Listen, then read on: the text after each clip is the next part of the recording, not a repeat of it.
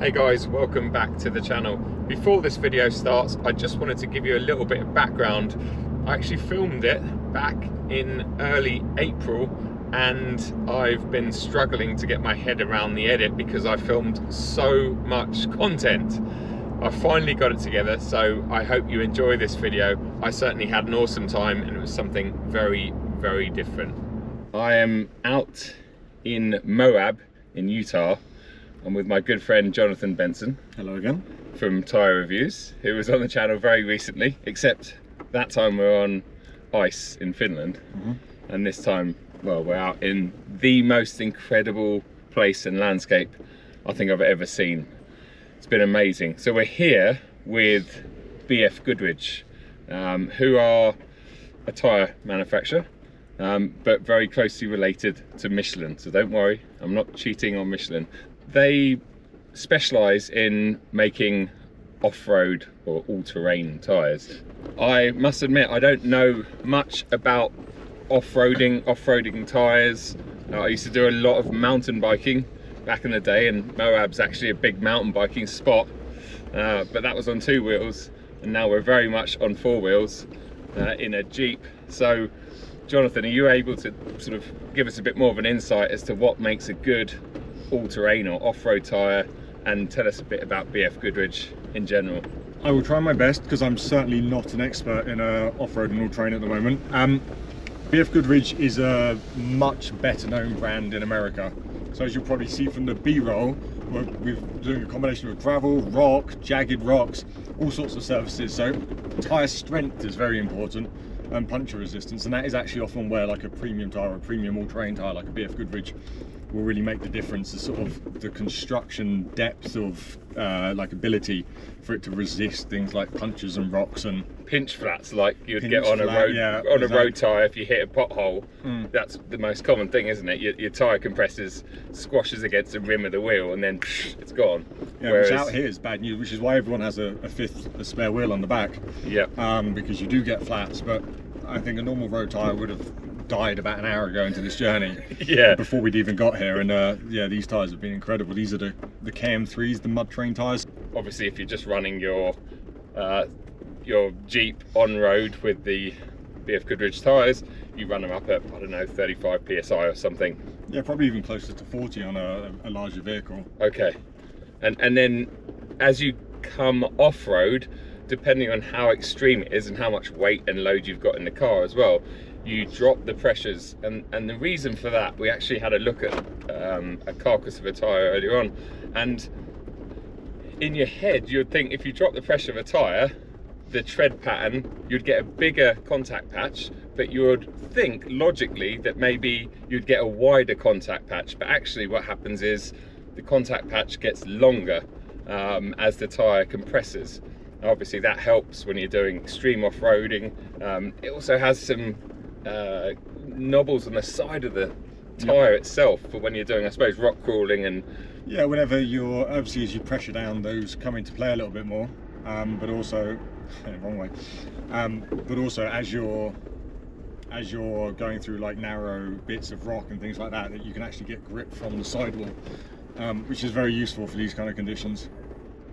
What's been fascinating about today for me is not only the ability of the Jeeps with these tyres on them, and I've been told that what we've done today is basic stuff, and we're going to do a bit more extreme tomorrow, and then we're going to get out in UTVs on Thursday in a couple of days time. So I'm going to bring you some footage along the way, but I wanted to turn the cameras on today just to give you a little bit of an introduction as to what it is that I'm doing out here, and what it is that these tyres are all about, because yeah, there couldn't be more different to something like a Cup 2 or something that I'm very familiar with. They're very, very impressive. As you can see, there's Jeep tours everywhere. There's people that camp out all over the place. I mean, look at this for a spot. In fact, this particular bit is quite scary actually. Hopefully my GoPro hanging over the left hand side looking backwards will give you an idea of some of the drops, because it is just, it's quite terrifying when you look down. Sheer drops. Try and get some video on my phone as well. Yeah. It's just unreal. Whoa, just don't, the best thing to do, just like when you go on a sort of high place anywhere, is not look down, because yeah, it's quite terrifying. I'm not massively scared of heights, but I guess I am a little bit. Oh, this is the really scary bit here. Oh. It's like half a car width, isn't it? And then you're gone. Literally. Full yeet off the side. Be like Wile E. Coyote from Looney Tunes or whatever it is. Literally. Wow, that's cool. But we got about an hour and a half of driving to head back, so I might switch the cameras back on again when we get to a more technical, interesting part. I think this next bit's a bit more sort of flat and basic, isn't it? So I wouldn't call it boring, but yeah, it's not so challenging. No, not challenging. So I'll see you in a bit.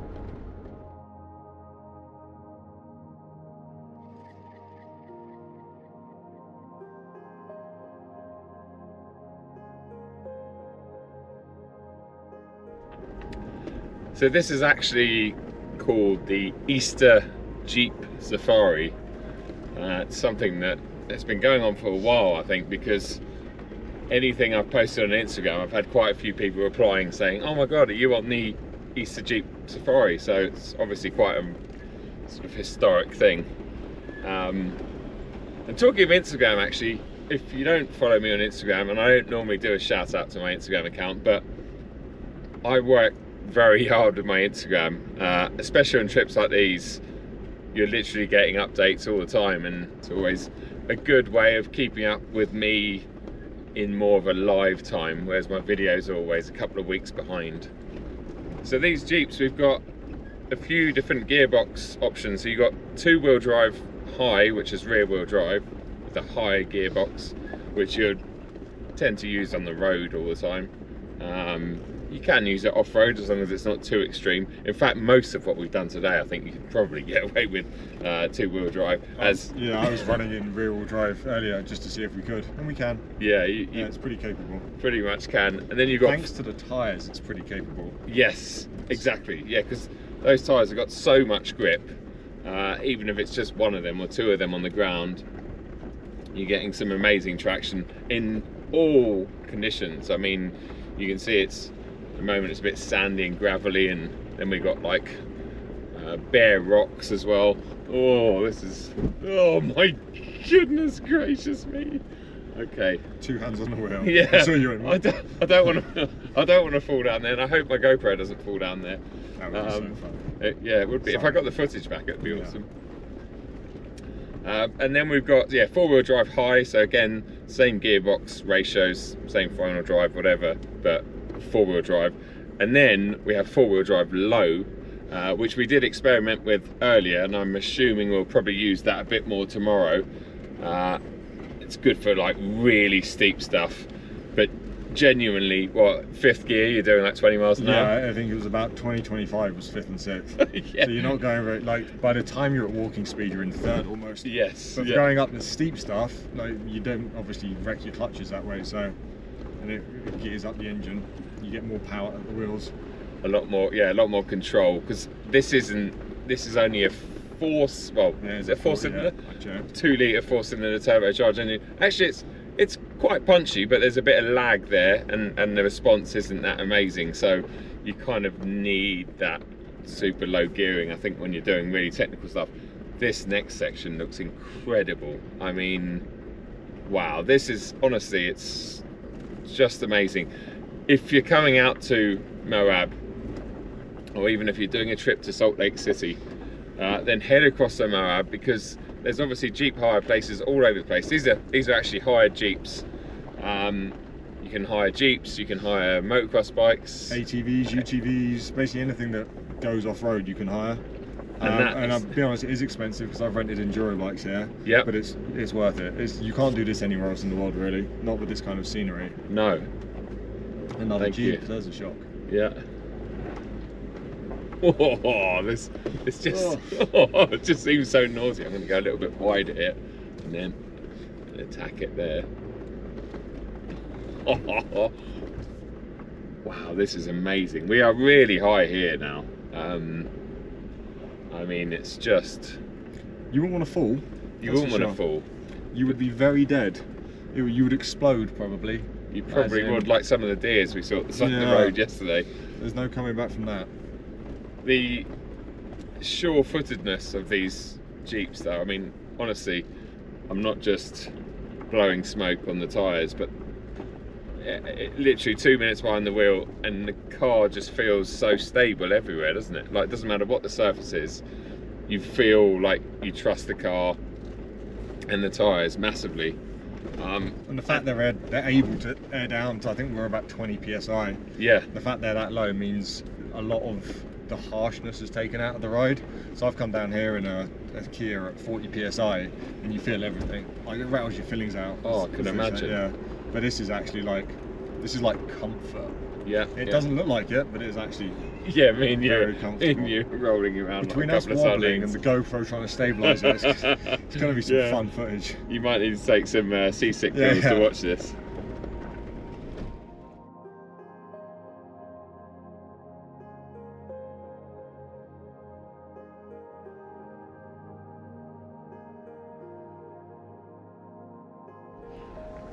You join us on day 2 and we're just pulling up to a famous spot. Anyone want to guess what this particular spot is from? Well, I'll tell you. It's the movie Thelma and Louise. It looks amazing. I will get my big camera out and give you some B-roll of what it's like outside.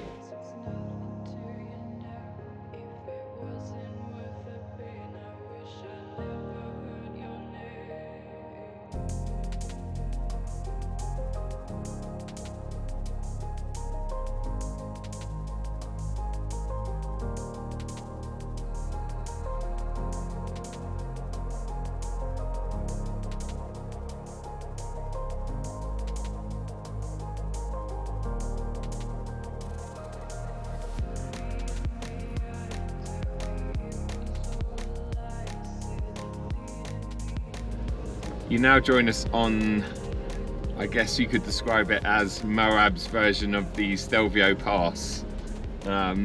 It's very narrow, quite steep, big switchbacks, and we're essentially going up that rock face in front of us. It's impressive. We're about a third of the way up already, but yeah, once again, amazing experience, and hopefully the camera in front is getting some good shots of us back here and giving you more of an idea of just how severe this climb is. It's very, very cool, and I'm glad that I've got Jonathan behind the wheel and not some random person, and I'm glad that we have very, very good tyres, because yeah, you wouldn't want to be coming up here on a street or a road tyre. Okay, maybe I'm not glad I got Jonathan behind the wheel. Trying to drift it. Wow, what a view. I'm going to switch to this one now.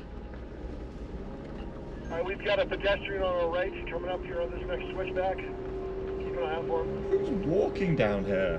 Where are you going? Copy.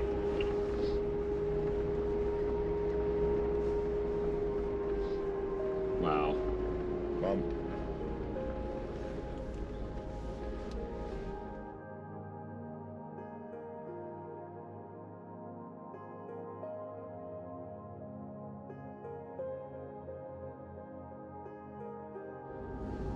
We've now travelled across the top for about 20 minutes or so, and we've reached Dead Horse Point. Correct. Dead Horse Lookout, something like that. Dead Horse something. Dead horse something. Basically, if you had a horse and it fell off the side, it would be dead. I'm not sure that's the story. I meant to research it every time I come here and forget to.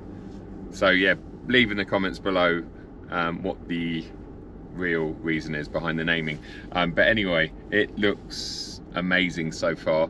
I can imagine we're on a bit of a crop out here because it seems to be getting narrower and narrower.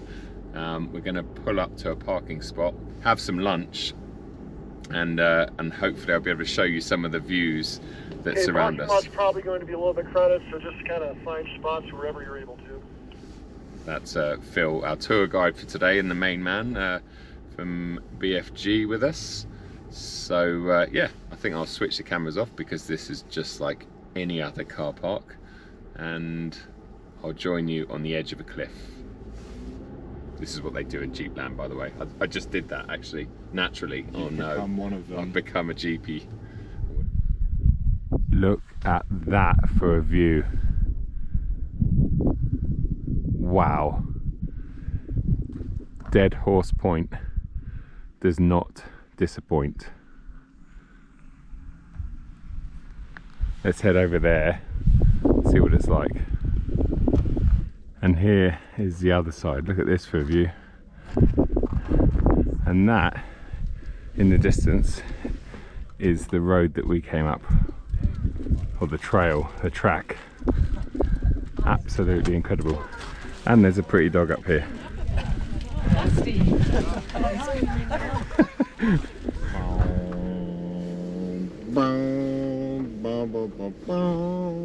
Sorry.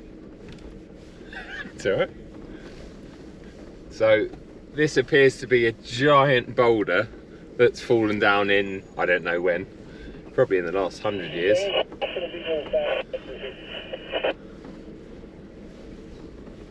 Oh, this is cool.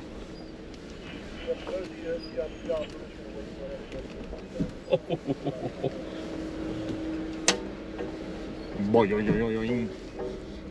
it's freaking aerial.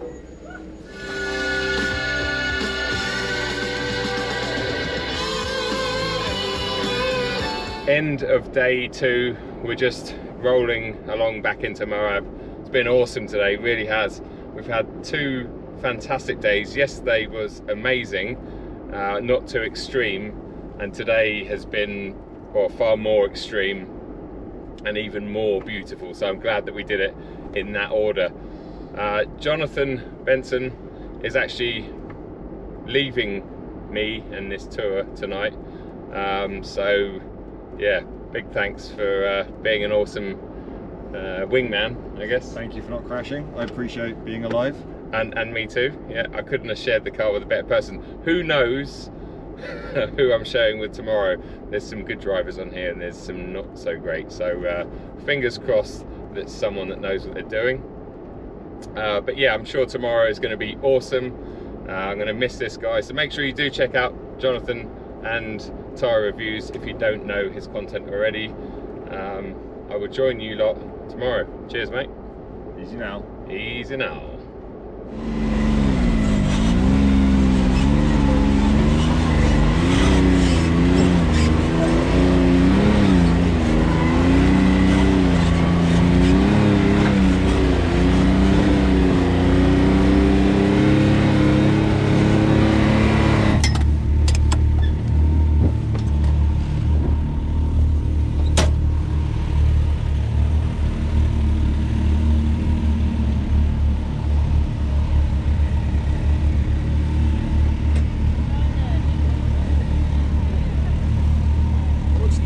Amazing, man, amazing. So this is us today. Yep, not bad, hey? We're out in these Can-Ams, rock climbing. I mean, literally, there are no limits in these things. Incredible. Obviously, we're on BF Goodrich mud terrain tyres, KM3s. And the sun is out today, although it is still pretty chilly. It's not very warm, is it? And cold. Yeah, thankfully we've all got hats and we're all rugged up a little bit. I'm right at the back there with Ruben.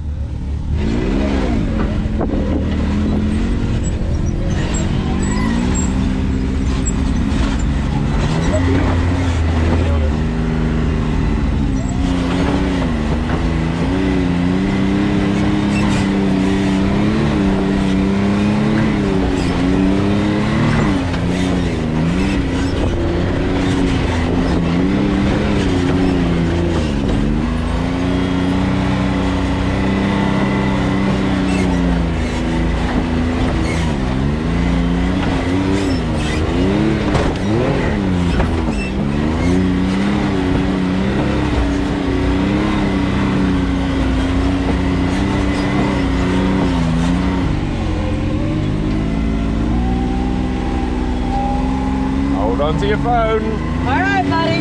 Let's do this.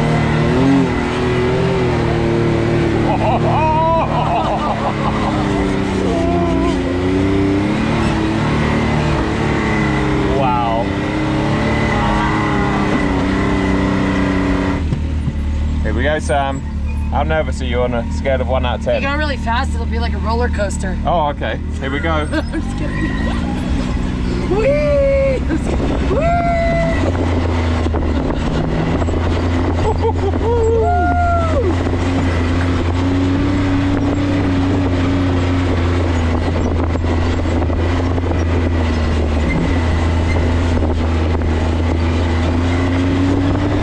Yeah!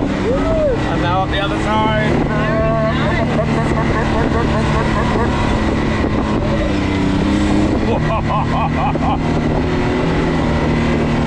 Well done.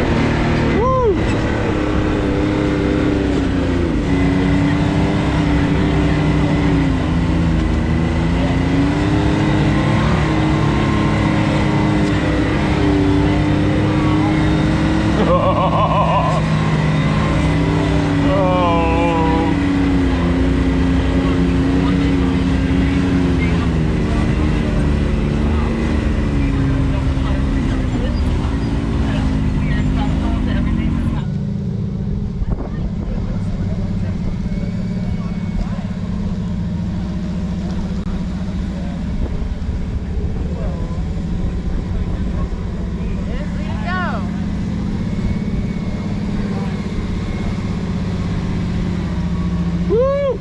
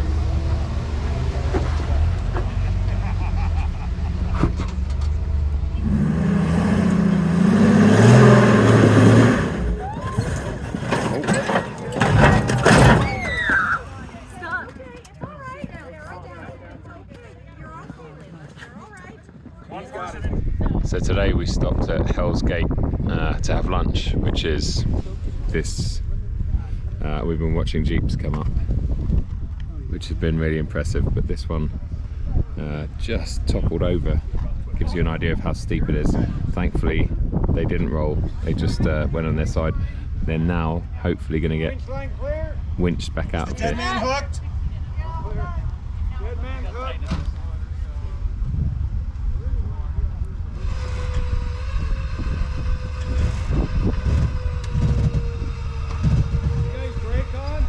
Hold the brake, hold the brake.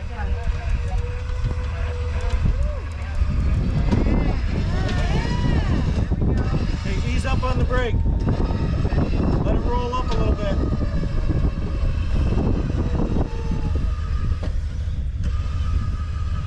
Can you turn passenger? Okay. You just keep turning passenger, you keep going.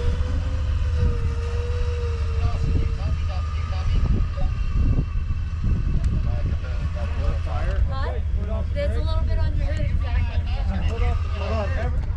Honestly, the teamwork here is amazing. Everyone's pulled together. They now have 2 winches on it, and they're about to pull it up. So fingers crossed it all goes very well.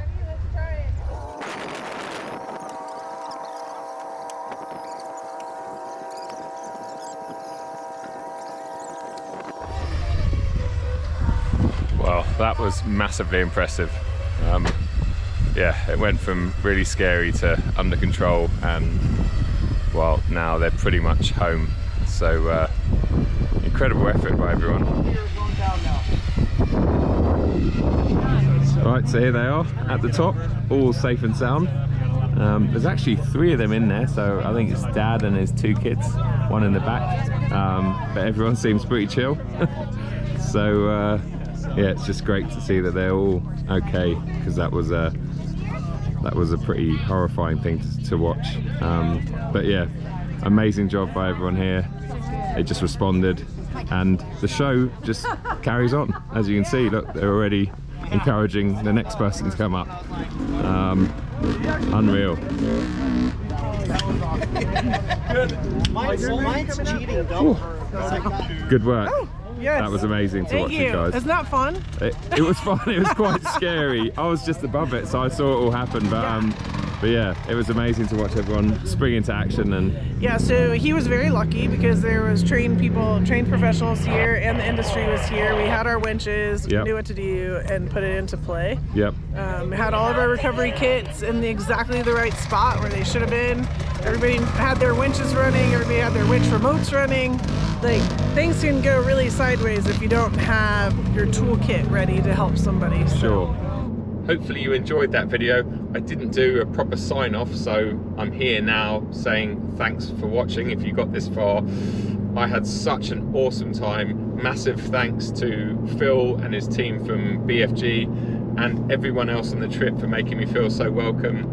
In fact, before I sign off completely, here's some clips of some of the other content creators that were out there, because they were all awesome and all great fun to be around. Guys, I'll see you at another video very, very soon. Cheers. I'm Nikki Delventhal. I'm a YouTuber. You might know me as the girl who lived in her Prius for 3 years, but now I'm in a van with my dog Camper. We also started a foundation called Camper Cares, where we help animals, families, and fosters in need with their vet bills. It's a big passion project of mine, and I have been having so much fun here. By the way, Joe's taking me to France for the Le Mans as a +1. Hi everybody, I'm Gabriel Basco. I'm a French photographer from Paris, and I have also a YouTube channel called Lasco Show. You can check it. We teach people how to drive, how to do stunt, because my friend, he's a stuntman and he used to be a rally driver. So hope you like all my content, and don't hesitate to send me a message. Have you had a good week? Yeah. Yeah. The jet lag was so hard, but now I want to stay. Yes. And you should come to Moab one time in your life, because just if you love cars, this is the city. Absolutely, man. Yeah, man. It's been awesome to meet you, buddy. Thanks a lot for everything, and I love your pictures. Thank you so much. Cheers. Hi, my name is Gabby Downing. I am an automotive content creator, and I'm an off-road racer and a drifter. So I do anything from build, race, and destroy my own cars. Super fun. You can find me on YouTube or Instagram, TikTok. Just, I don't know, put me in the Google search Gabby Downing and you'll find me. So Did you have fun this week? oh, I did. I had so much fun. I've been with BFG for several years, and their events are so much fun, and it's really cool to be, I live in Utah, so to come into Moab and just shred these trails with my BFG family. So I've just had an amazing time with not only the brand, but all of my new friends as well. Awesome. Lovely to meet you, and thanks a lot, Gabby. Take it easy. Thank you. Cheers. Hello guys, it's Justin from China, and I'm a content creator, mainly for the short videos. And I was born and grew up in the desert, so that's why I'm so into the off-road. And my passion, my passion is about desert racing someday in the future. And it's been really nice to meet you. Awesome, man. Likewise. Yeah. Thanks a lot, Justin. Yeah, hopefully we can meet somewhere else in the world. Absolutely, man. Yeah. Nice one. Yeah. Cheers, bro. Yeah, cheers. All right, everybody wave or do something crazy on 1, 2, 3. Woo! Lots of pictures. Thank you, mate. Appreciate it. All right, nice job, everybody.